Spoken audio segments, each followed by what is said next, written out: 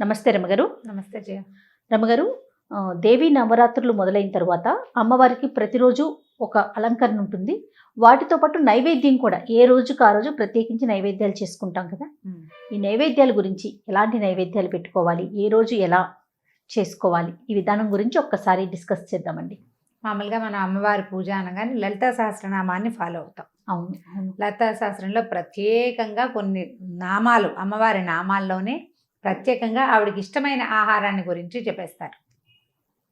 అందులో పాయసాన్న ప్రియ అని చెప్తారు. తర్వాత స్నిగ్ధౌదనాసక్త హృదయ అంటారు. తర్వాత ఏమో ముద్గౌదనాసక్త చిత్త అంటారు.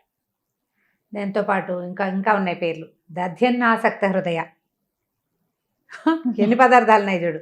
హరిద్రాన్నైక రసిక, ఇట్లా వరుసగా పేర్లు చెప్తారు. మనకి లలితలోనే చెప్పేస్తారు. లలితలోనే నామాలు అమ్మవారి. పాయసాన్న ప్రియ త్వక్త పశులోక భయంకరి, అదే మొట్టమొదట పాయసాన్నంతో ఆమెకి ఇష్టమైన ఆహారాలు చెప్పుకొస్తారనమాట. ఇవి మనం వరుసగా మనం చేసుకునే పదార్థాలు ఏమిటి? పాయసము, హరిద్రాన్నము అంటే పసుపు పచ్చటి అన్నం, పులిహోర. ముద్గౌదనం అంటే మనం కట్టి పొంగలి, పెసలు వేసి ఉండేది. స్నిగ్ధౌదనం అంటే ఏమో నెయ్యి వేసిన అన్నం, అన్నంలో నెయ్యి వేసి కొద్దిగా పంచదార చిలకరించి పెడతారు. కొత్తది కదా. గుడ అన్నము బెల్లంతో వండిది, అంటే చక్కెర పొంగలి లాంటిది గుడ అన్నము. తర్వాత ముద్గౌదనం చెప్పామో మనం. దధ్యన్నాసక్త హృదయ, దధ్యోదనము అంటే పెరుగు అన్నం.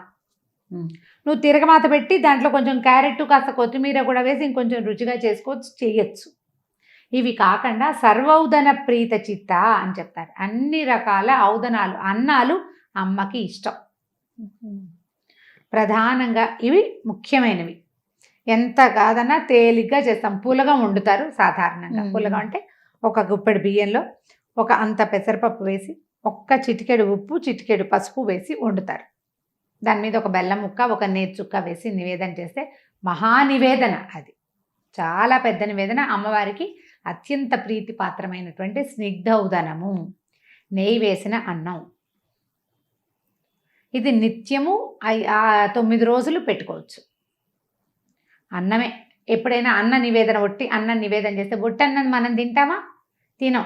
ఏవో కూరలు, ఓ కూర, ఓ పప్పు, కాస్త చారు, ఓ పచ్చడి, కొంచెం మజ్జిగ వేస్తామా? అట్లా అన్ని పదార్థాలు కలగలిపి నైవేద్యం పెట్టాలి. వీటితో పాటుగా సాధారణంగా అందరూ చేసేదంటే శాఖ అన్నం, కూరలు అన్నీ వేసి కొద్దిగా పులుసేసి మనం కదంబ సాధన చేస్తాం. అవునండి. బిసిబేళ బాత్ లాగా అట్లా ఏదైనా కూడా చేయొచ్చు. ఇవి కాకుండా మనం రవ కేసరి ఒకటి చేస్తాము. తర్వాత నూనెలో వేసిన పదార్థాలు ఎక్కడా మనకి ఇందులో చెప్పరు, కానీ లలితలో చెప్పారు. సాధారణంగా మన అలవాటు ప్రకారం ఏంటంటే బలం అని. అమ్మవారికి గుడాన్న ప్రీత మనస రక్తవర్ణ మాంసనిష్ట అని చెప్తారు. ఈవిడ ఎర్రగా ఉంటుంది, మాంసనిష్ట దాంట్లో ఉంటుందని. కానీ అమ్మవారికి కళ్ళు అంటే ప్రీతి, అది కనపడుతుంది శ్లోక స్తోత్రాల్లోనే. తర్వాత మాంసాహారం అంటే కూడా అమ్మవారికి ఇష్టం. అంటే ఒక్కొక్క దశలలో ఆమె మాంసాహారాన్ని కూడా స్వీకరిస్తుంది. అవే ఉండేవాళ్ళు, అవే పెట్టగలిగే వాళ్ళు అది పెడతారు. అంటే ఎక్కువ శక్తివంతమైన ఆహారంగా భావిస్తారు. దాన్ని ఏం చేస్తారంటే మినుము దాంతో సమానమని మినుములు పెట్టాలనుకుంటాం. మినుములతోటి అన్నం వండి పెట్టారు కాబట్టి మినుముతో గారెలు చేసి పెడతాం. మినుముతో గారెలు చేస్తాం. అక్కడి నుంచి భూదేవితో సమానమైనటువంటి బూరెల్ని చేసి పెడతాం. భూమి మీద ఏముంటుంది? కొంతేమో నీరు, కొంత భూమి ఉంటుంది. భూమిలో అంతా అదే కదా, సగం భూమి, కొంత అది 70% నీరును, మిగిలిందేమో మట్టి ఉంది. అట్లా ఒక ఒక తీపి పదార్థము, దాని చుట్టూతో ఇంకొక కవర్తో వేస్తుంది. భూగోళానికి సమానమైంది బూరె. అందుకని అది పెడతాం. గారెలు, బూరెలు. మనం కేసరి చేసుకుంటాం. ప్రాంతాలని బట్టి ఇవన్నీ మారుతాయి చేయ. కొన్ని చోట్ల మనమేమో బొంబాయి రవ్వతో కేసరి చేస్తాం, రవ కేసరి. గోధుమ రవ్వతో కేసరి చేసే వాళ్ళు కూడా విరివిగానే కనిపిస్తారు. మళ్ళీ ఈ బూరెల్లో కూడా మనం శనగపప్పు బూరెలు చేస్తాం, కందిపప్పు బూరెలు, తర్వాత ఏమో పెసరపప్పు బూరెలు, బొబ్బరి పప్పుతో బూరెలు చేసే విధానం కూడా ఉంది. వీటితో పాటుగా మన ఊళ్ళల్లో మనం విరివిగా వండుకునే పాతకాలం నుంచి వండుతున్నటువంటి పదార్థాలను కూడా అమ్మవారికి నివేదన చేసుకోవచ్చు. అన్నం మెయిన్. ఏ రకమైన అన్నమైనా వీటిలలో ఈ 6-7 చెప్పాం కదా, వీటిలలో ఏ రకమైన అన్నాన్ని ఆఖరికి నెయ్యి వేసి ఉట్టి అన్నంలో కొంచెం పంచదార పెట్టినా కూడా చాలా అమ్మకి నైవేద్యం. అలా కూడా పెట్టుకోవచ్చు, అది కూడా పెట్టచ్చు. ఆవిడకి అది కూడా ఇష్టమే.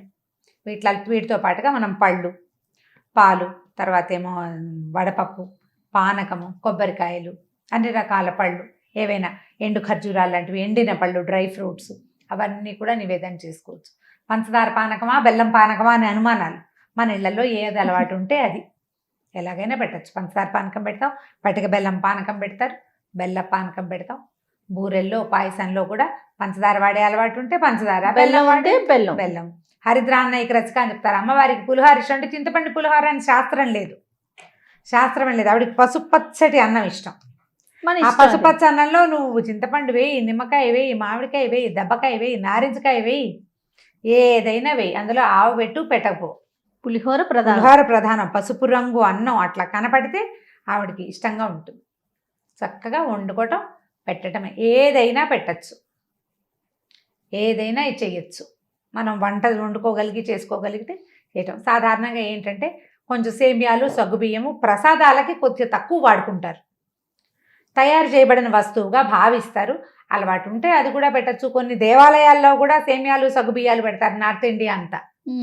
వాళ్ళకి తప్పులేదు. మన దగ్గర అట్లా బ్రాహ్మణుల్లోనే ఈ నియమం ఎక్కువగా ఉంటుంది, మిగిలిన వాళ్ళకి ఆ నియమం ఏమీ లేదు. మీకు ఏది అలవాటు ఉంటే అది, భక్తి ప్రధానం. ఏది కుదిరితే అది. నేను ఒకసారి ఏదో ఎక్కడికి వెళ్ళామో మర్చిపోయాను. నేను ఒక ప్లేస్కి వెళ్తే మసాలాలు లేని బిర్యానీ ఉంది అమ్మవారి నైవేద్యం. ఉల్లిపాయలు లేవు, ఉల్లి వెల్లుల్లి లేదు, ఇవి వేశారు. ఏవి మన దాల్చిన చెక్క, లవంగాలు అన్నీ వేశారు. ఉల్లిపాయ వెల్లుల్లిపాయ వేయలేదు. గుమగుమలాడుతోంది అన్నం. అది నివేదన చేశారు.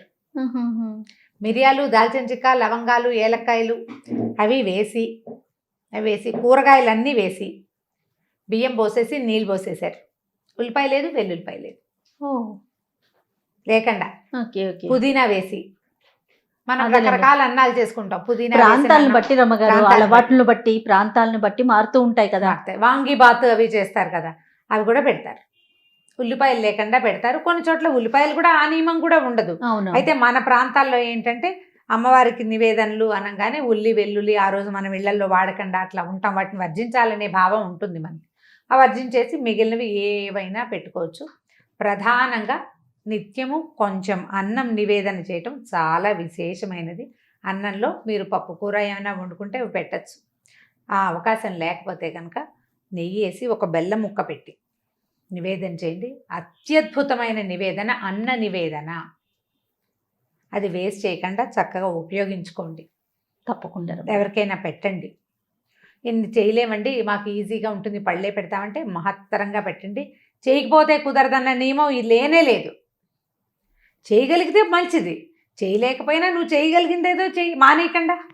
అదే కదా మన సనాతన ధర్మం చెప్తా ఉంది కదా. ఏదైనా సరే నువ్వు చేయగలిగింది ఏదైనా చెయ్యి, ఇదే చెయ్యాలన్న నియమం లేదు. అవన్నీ చేయగలిగితే బాగుంటుంది అంతే. చేయలేకపోయినా నష్టం లేదు. చేయాలన్న ఇంటెన్షన్ ఉంది చూడు, నీది భావన, అది చాలా ప్రధానమైంది. భగవంతుడికి కావాల్సింది క్రియ కంటే భావన చాలా ముఖ్యమైనది. అది చేయాలి. ఆ భావన పెట్టుకుని మీరు చక్కగా చేయదగినది చేసుకోండి. చక్కగా అన్ని రకాల అన్నాలు పెట్టచ్చు. కట్టె పొంగలి, చక్కెర పొంగలి చేయొచ్చు. రవ్వతోటి చేసే పొంగలి అది కూడా పెట్టుకోవచ్చు. అది కూడా పెడతారు దేవాలయాల్లో. శనగలు పెడతారు నివేదనలకి, అటుకులు పెడతారు కొన్ని చోట్ల, రకరకాలు కదా. అల్లం వేసిన గారెలు, తర్వాత ఏమో అల్లం లేకుండా ఒట్టిగా వేసిన గారెలు, తీపి గారెలు, తీయటి బూందీ, శనగ పిండితో చేసిన బూందీ, లడ్డూలు శనగపిండితో చేసినవి.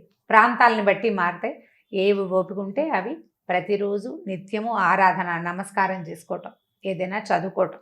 ఆ సమయానికి అమ్మవారి దగ్గర సన్నిధిలో చక్కగా కూర్చోవటం, స్థిమితంగా కూర్చుని మీకు చేతనైన నైవేద్యం పెట్టుకోండి. ఏది చేసినా పర్వాలేదు. తప్పకుండా రమ్మ గారు. నమస్తే. నమస్తే జీ.